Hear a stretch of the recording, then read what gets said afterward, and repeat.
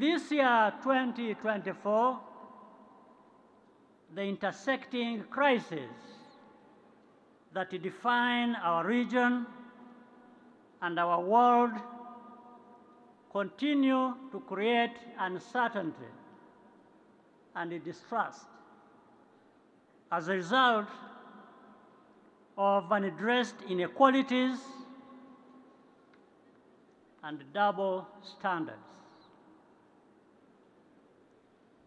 Peace in our region is a priority for Rwanda. Yet, it has been lacking, particularly in eastern DRC.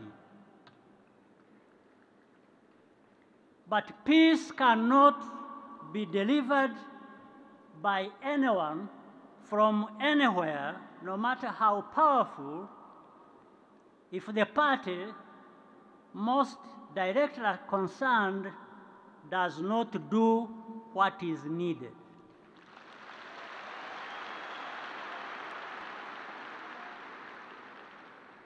Without that,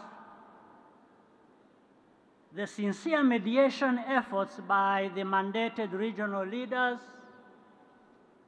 cannot work as intended. And here, I would like to pause to thank the President of Angola, President Lorenzo, who is here with us,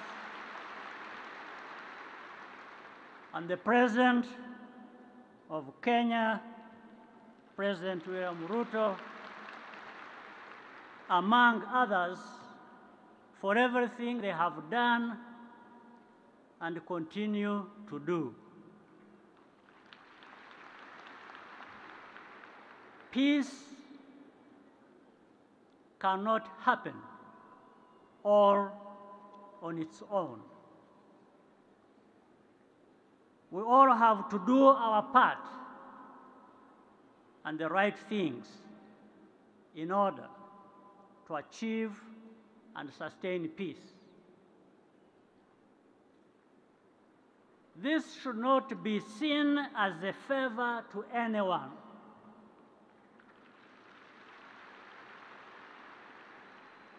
For anyone to do what is needed for everybody to have peace and have their rights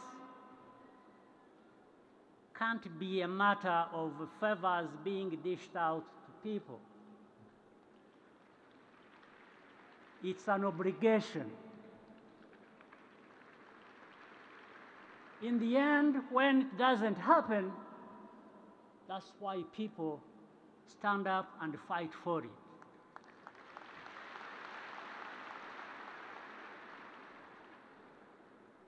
It should be understood as a necessity because it is a question of people's rights. And there cannot be real peace if those rights are not respected. You can't wake up one day and decide to deny whoever you want their citizenship right and expect to get away with it.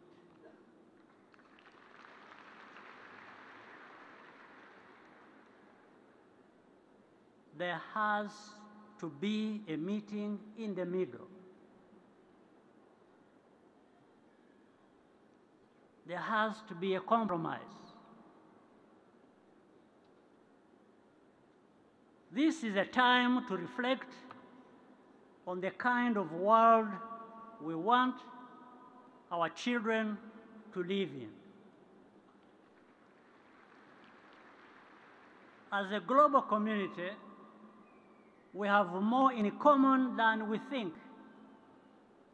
And within us, we always have the tools to repair, to renew, and to reset.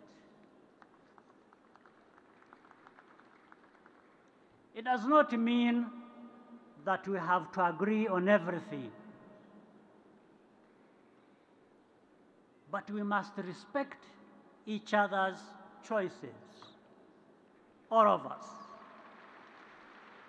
doing the best we can in our unique context.